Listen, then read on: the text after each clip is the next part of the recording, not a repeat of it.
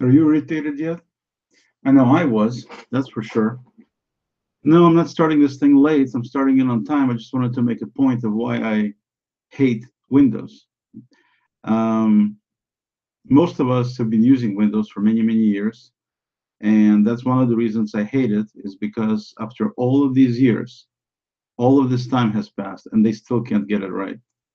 And so, starting with the boot times that take forever and shutdowns that hang, and all the viruses and on and on and on, just irritating. Finally, it got to me.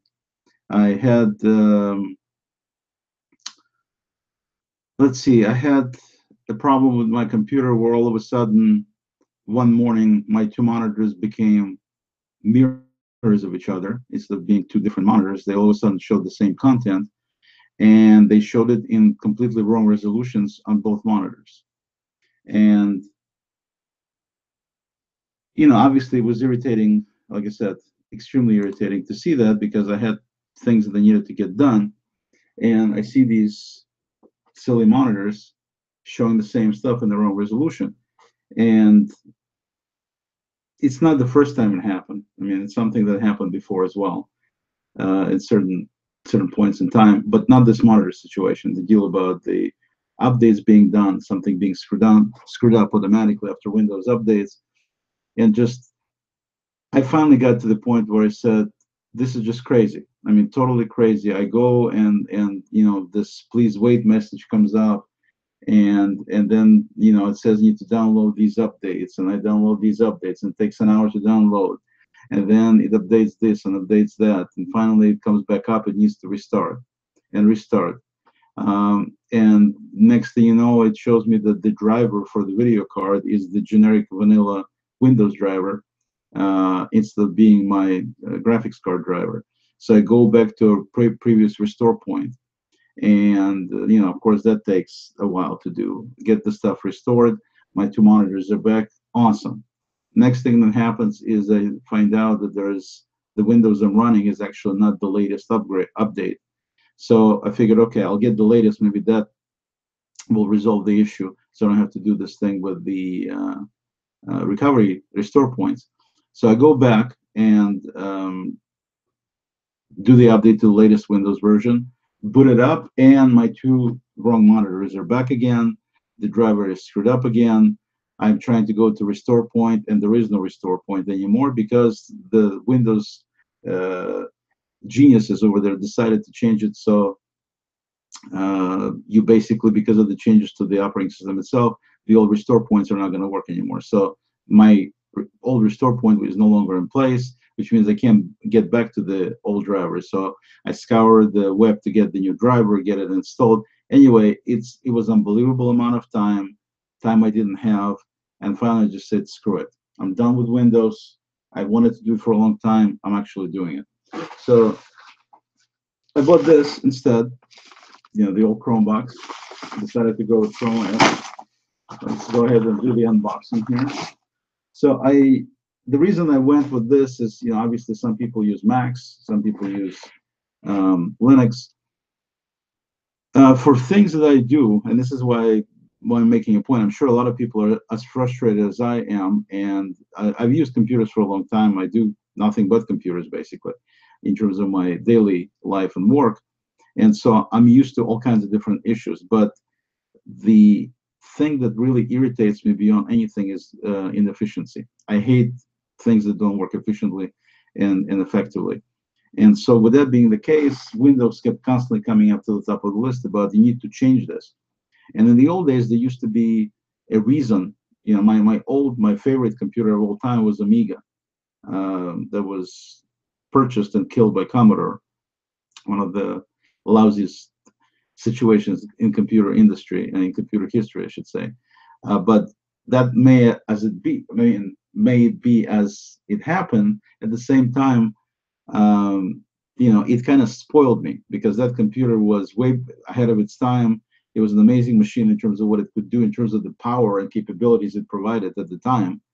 Where you had a really incredible computer with thousands of colors and sound multitasking at the same time, while you had a 9-inch black and white Mac that was good enough to hold doors open pretty much as a doorstop. And you had the PCs with their up to 16 colors resolution. I'm sorry, not resolution, but the color palette with 80 by 24 character display. I mean, there was no comparison between the computers, and the power and capabilities and boot up time and the recoverable RAM disk. I mean, it was just amazing, amazing box. But Commodore killed it after they bought it after a number of years, and that was the end of that. And so I really didn't have any choice to move to anything but Windows. Mac wasn't an option because to me it's totally overhyped and overpriced. I definitely didn't want to do that. And then in terms of other machines, you know, Windows was basically it. I mean, PCs with Windows. So I grudgingly bought one and started using one because I had to use it for work, and tons of people obviously used it. And so, you know, just had to live with all the problems that Windows and PCs in general provided. But at this point, you know, after Chrome OS came out and Chromeboxes came out and Chromebooks, I started looking at them a little bit more, but still there was quite a bit of software that needed to be run that I could only run on Windows at the time, so I didn't really have any choice. Now we come to this point where I finally had, you know, with this latest problem with Windows, I just figured enough is enough. I wasted more than enough time. Just imagine how much time you wasted just booting up your Windows computer. Just that part alone. When, you know, your computer gets, it slows down after a while, slows down, and then, you know, as you boot it up and everything, how much time does that waste in your life, in your productive life, just waiting for the stupid thing to boot up without even doing anything else? Then you incorporate all this other stuff with all these viruses and malware and everything else that you have to deal with. I had 4 pups that showed up, you know, problems that malware bytes detected. It couldn't fix them. And, you know, as part of this process I was going through, I decided to check, because usually I don't get viruses. At least I try not to. I had, you know, 5 errors that showed up. So I tried to fix it with malware bytes. No, not going to go. I looked up to see how to remove it. It says use Hitman. So I used Hitman Pro, couldn't remove it either. I used another program, couldn't remove. I had 3 different antivirus, anti-malware programs that I ran, and none of them were able to remove these problems. So basically, again, useless. So that's where I made the decision that just enough is enough. I don't want to waste any more time. I'm going to switch over to Chromebox. And so this is what I bought. I bought a 4 GB RAM ASUS Chromebox. The price was $169.99. So, you know, for 170 bucks, you get a new computer. Okay. And let's just open up and see how this works. Let's see if it's anything on the back here that's useful. Yeah, just 4 GB, and it's got 16 GB of disk space. So it doesn't have much RAM, but for Chrome devices, you don't need much RAM at all. This is more than enough. They work pretty well with 2 GB, and this one is 4 GB. And I knew that 4 GB would work faster and better, and, you know, I'm into faster and better, so I got the 8 GB version. I didn't want to go crazy. You know, you can buy even higher CPUs and higher memory capabilities for like $700–800. Some of them were you know, $350, depending what you're buying. But you can get a good, and this is why I wanted to show this, you can get a good performing machine for as little as, like I said, less than 200 bucks. This one was 170. So let's open it up and see what's inside here. So,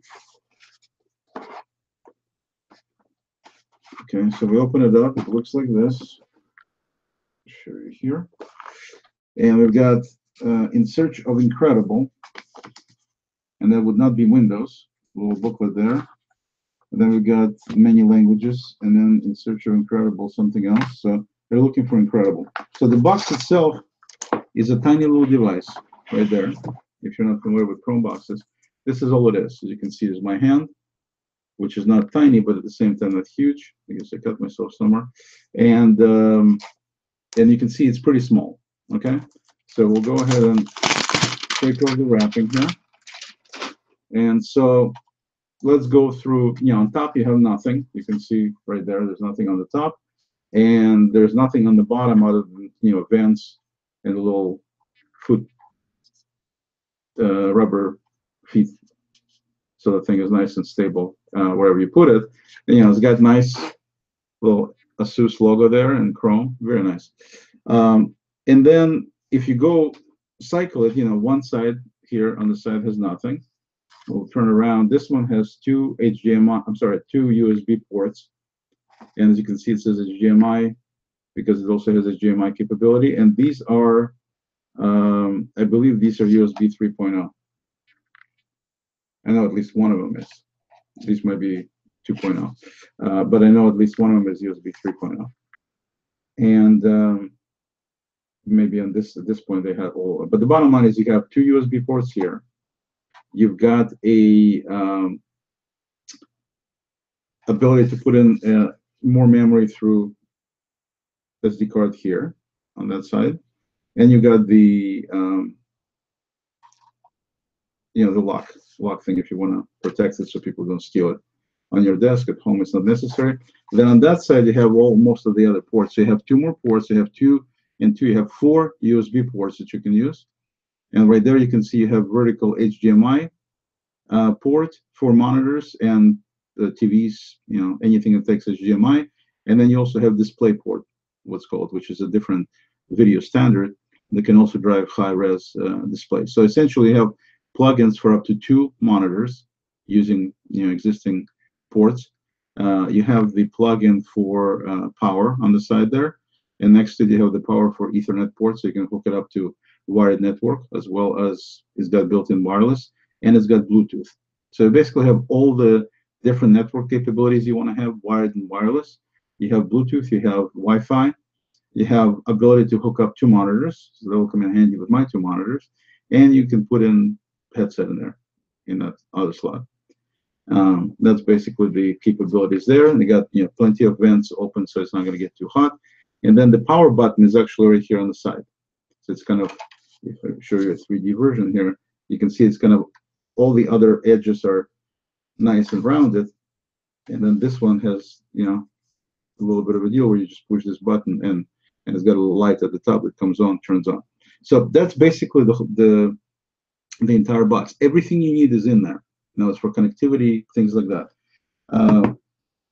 In terms of peripherals, you can hook up to it they sell these combos of keyboard and a mouse, wireless keyboard mouse. You just need one USB port for that. It plugs a little dongle in there, and you got your mouse keyboard situation taken care of. Obviously, you need cables for your monitors. So if you want to hook it up, I set up one of these about a year or so ago for my kids, where I got also sick of fixing their viruses all the time. So I wound up getting them a 2 GB version of this Chromebox, same machine, and I hooked it up to a 32-inch TV using HDMI. Gorgeous. We also hooked up their Xbox to the same monitor. It's got a couple of ports on the monitor, so they play games on it. They play the computer stuff on it. On the desk, for them, it's very, very convenient. 32-inch screen is plenty big. You can watch TV on it. I mean, it's an excellent setup for a multimedia type setup, or for kids' workstation too. But in my case, I have two monitors, so we got two plugins. Another thing comes in with this, comes up here with this. Looks like basically a stand for it, so you can set it up to be. You can have it sitting horizontal like this on the table, or I believe you can put it into.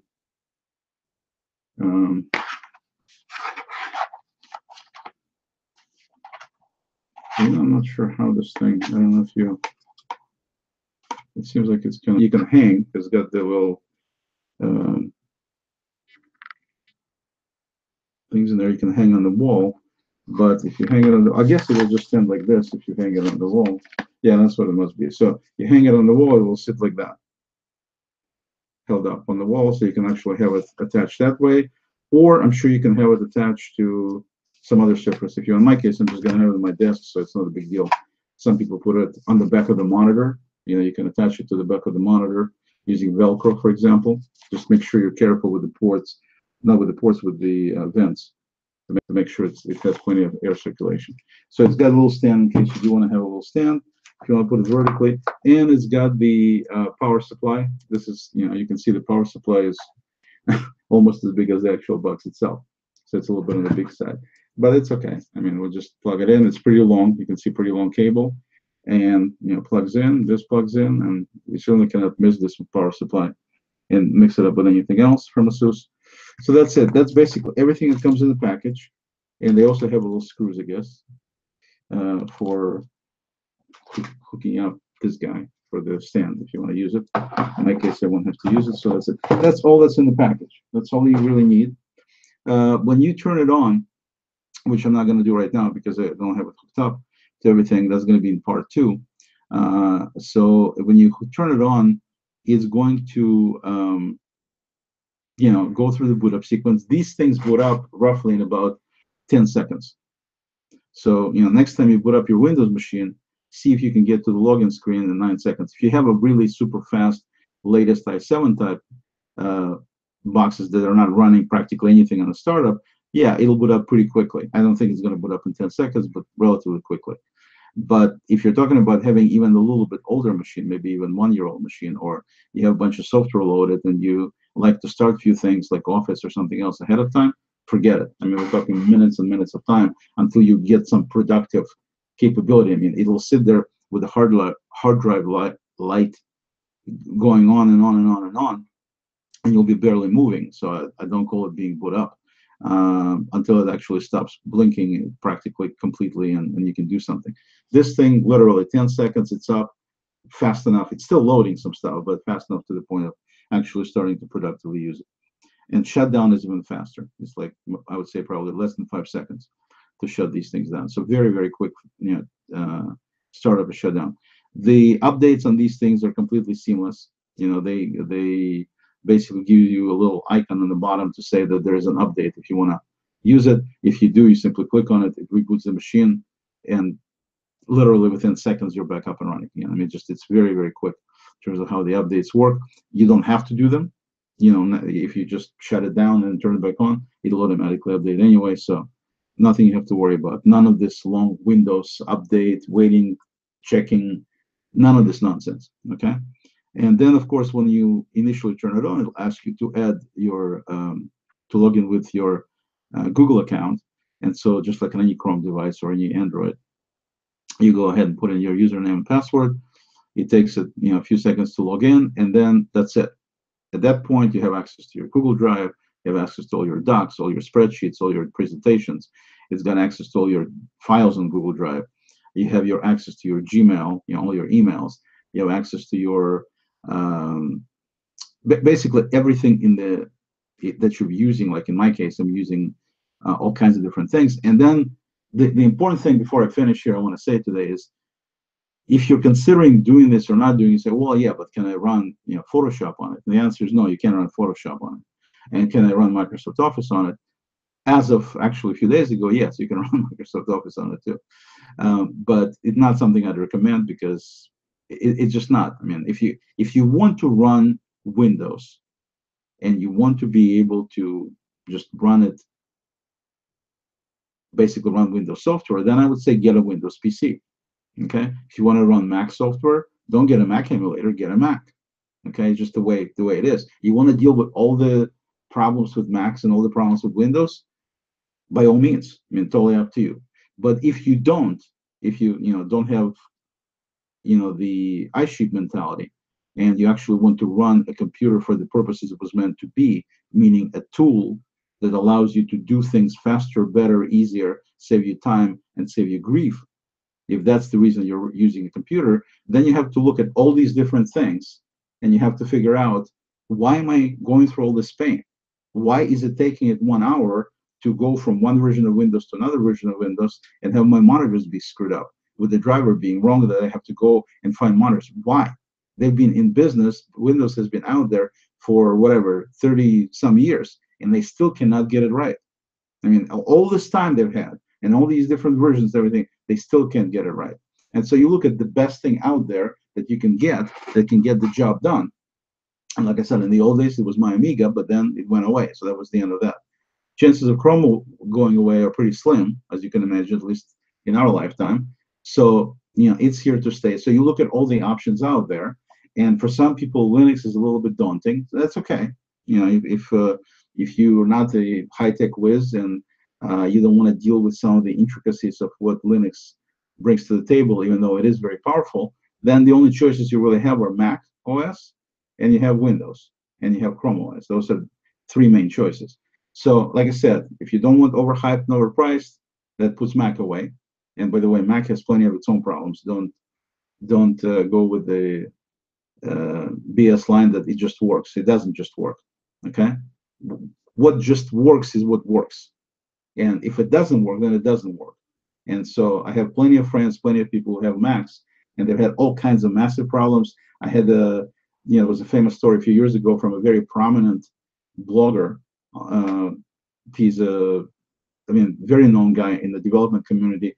His whole machine got completely lost with all the backups and everything else. He could not recover his drive. He lost a ton of stuff on his Mac. Macs are not perfect, but by any stretch, okay? And they are overhyped and they are overpriced. Everybody can agree on that in terms of what they deliver. So then you move on to PCs, and you get like what I just mentioned. I had, and people have all kinds of horror stories about blue screens of death and everything else, and on and on. Please wait. Remember the old please wait? One of the favorite things you see on Windows right there. Please wait. How long do we have to wait? I don't know. Just wait. And oops, wrong screen here. And then you get through all of this where they're loading something, restarting, and eventually you see the light, like I saw over there, and decided forget it. Enough is enough. And so that's where I got the basically the Chromebox, and you're spending $170, which is very, very inexpensive, and you're getting an operating system that boots up incredibly fast. And then, like I said, you step back and you look, what exactly are you using your computer for? For a lot of people, it's, I check my email, I jump on the web, and so on. So they only pretty much do web-based or internet-based activities. For that, you don't need anything more than Chromebox or Chromebook, okay? There's no need for it. You don't need to have a super fangled Windows computer or a Mac to do basically browsing type operations, browsing type apps. Chrome is specifically was designed for that. So if you look at it from a standpoint of what can I not do, you have to look at it not so much at can it run Photoshop or can it run, whatever, Adobe Premiere or something. You need to look at it from a standpoint of what it is exactly that you do on the computer, okay? And then can you do it on something like this, something that's very cheap, something that's very fast and very capable and has plenty of apps of its own? And the answer for a lot of people, I would venture to say probably good 70, 80, maybe even 90% of people is yes, you do not need Microsoft Windows. You don't need to run Photoshop, okay? Because you're not using Photoshop. You're pulling up Photoshop potentially to scale a couple of graphics and change the saturation. You don't need Photoshop for that. You don't need to spend that kind of money. If you want to do Office type applications, you got Google Apps that you get basically at practically no cost or get very little cost if you use G Suite. You got your word processing, you got your spreadsheets, you got your presentations, drawings, you have all of that. Okay? Okay, well, so some people would say Microsoft Word is not, has some capabilities that the Google Docs just doesn't have. True, it does. The question is, do you use those extra capabilities in your daily life or not? If you use some esoteric feature once in 5 years, it's not worth spending hundreds of dollars on Office and all these upgrades and headaches, everything else for this esoteric feature. Besides, that feature probably could be found in some other program on Chrome OS too. It's not anything that incredible. And so the same thing goes for Sheets, spreadsheets. Google Sheets is just fine for using it for that, even though Excel is definitely more powerful and more capable in some ways. For probably 99.9% of people, what Google Sheets does is plenty enough for their spreadsheet needs. Guaranteed, if you really step back and look at it. And so you go, well, but I'm used to this, I'm not comfortable, learning curve, all of that. Don't worry about learning curve, okay? There is really almost no learning curve. And so if you want to eliminate all these headaches that I mentioned and this excessive amount of time you're wasting on a daily basis running these other platforms, take a look at this, okay? And your life will change dramatically, let me tell you, in terms of how much time you have open and how much less frustrated and irritated you will be in actually using computer for what you want to do. I didn't buy computer to look at the stupid screen for an hour saying restarting or saying please wait. That's not what I bought the computer for. I want to do certain things and I want to be done with them, and I want to move on with my life. It's a tool. It's nothing more than that. I'm not married to it. I don't have any investment in it or anything. It's just a tool to use.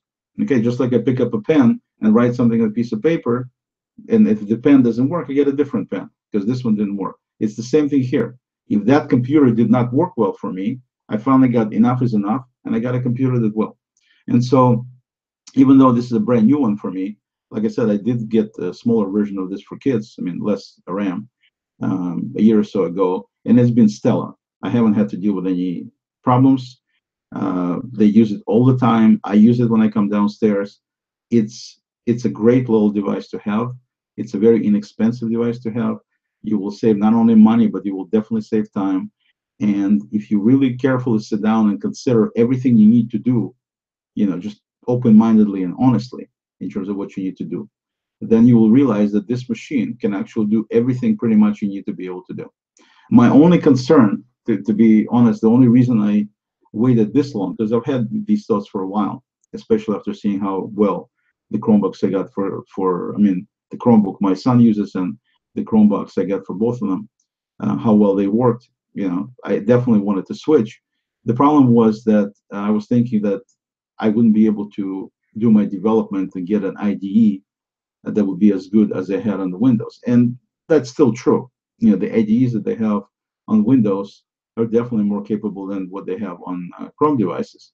But the other day when I was, going through my I hate Windows phase again, I just started thinking, with the tools that are available in terms of editing and working on code, things like that, do they have something that I can actually use sufficiently enough? Because my IDE that I was using before, it's not like I use all the features in it. It's one of those things, again, I need to basically be able to edit the code, debug it, test it out, and that's it, deploy it. I mean, that's pretty much what developers do.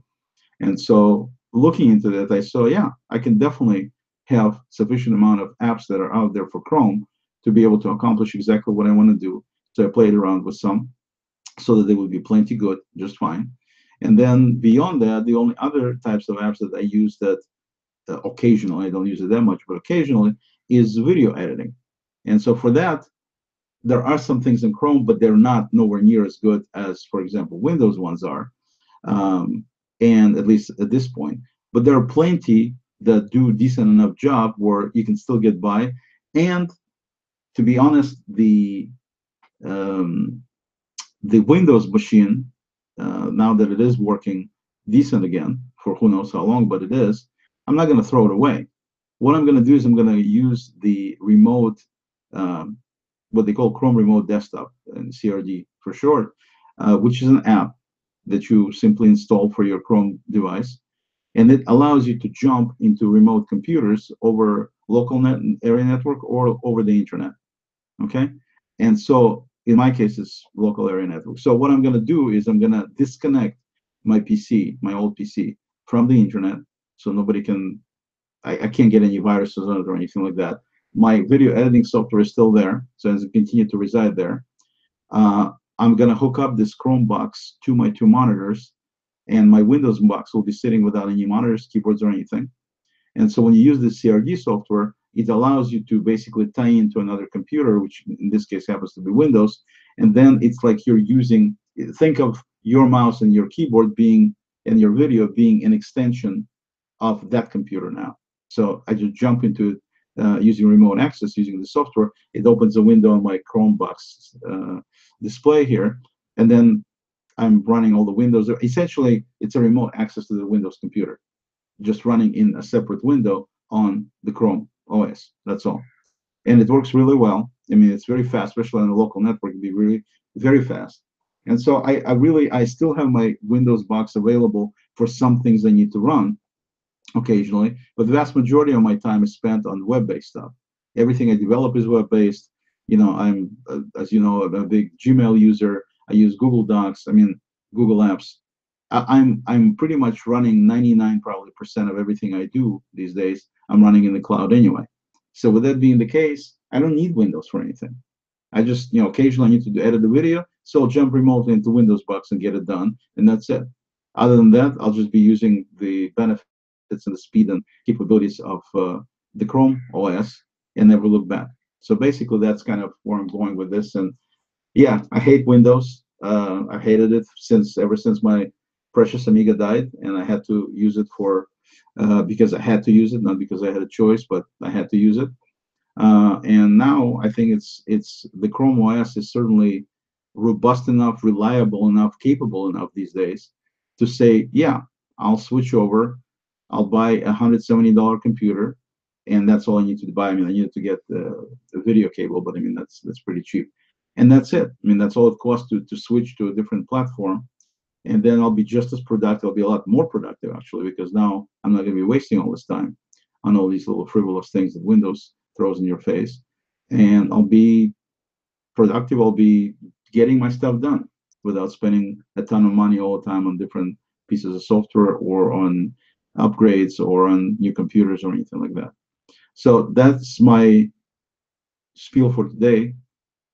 You saw the box, from ASUS. The Chromeboxes are made for several manufacturers. One from Acer, there's one from HP, I believe. Um, there's several people that make them. But from everything I've read, I think these are considered to be like the better ones. So that's the one, and that's the one I've used before. So that's the one I'd recommend. Seem to be very reliable, work very well. And so I will do another part of this video later, actually running from here once I get everything hooked up, which is a matter of just plugging in two cables, plugging in the dongle for the keyboard and mouse, and I'm up and running. Thank you. So I'm serious, give a serious consideration to if you're as frustrated and tired of having to deal with all these Windows issues all the time, and you're tired of spending all this money and all this time, take a look at the Chromeboxes for your desktop needs. I think you'll be pleasantly surprised how much you can get done for how little money. Thank you.